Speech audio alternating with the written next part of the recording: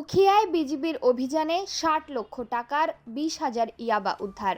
বিস্তারিত থাকছে কক্সবাজার থেকে কামাল উদ্দিন জয়ের প্রতিবেদনে। কক্সবাজারের উখিয়ায় সীমান্তবর্তী এলাকায় বিজিবির বিশেষ মাদক বিরোধী অভিযানে মালিকবিহীন আনুমানিক ৬০,০০০ টাকা মূল্যের ২০,০০০ পিস ইয়াবা ট্যাবলেট উদ্ধার করা হয়েছে।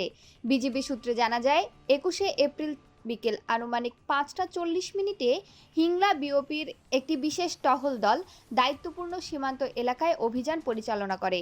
এ সময় নাফ নদী এলাকা দিয়ে সিমেন্টের বস্তা হাতে করে এক সন্দেহভাজন ব্যক্তিকে বাংলাদেশের অভ্যন্তরে প্রবেশ করতে দেখা যায়। টহল দল তাকে চ্যালেঞ্জ করলে সে বস্তাটি ফেলে দ্রুত পালিয়ে যায়। পরবর্তীতে ঘটনাস্থলে তল্লাশি চালিয়ে প্লাস্টিকের বস্তার ভেতরে খাকি রঙের প্যাকেটে মোড়ানো অবস্থায় ২০,০০০ পিস ইয়াবা ট্যাবলেট উদ্ধার করা হয়।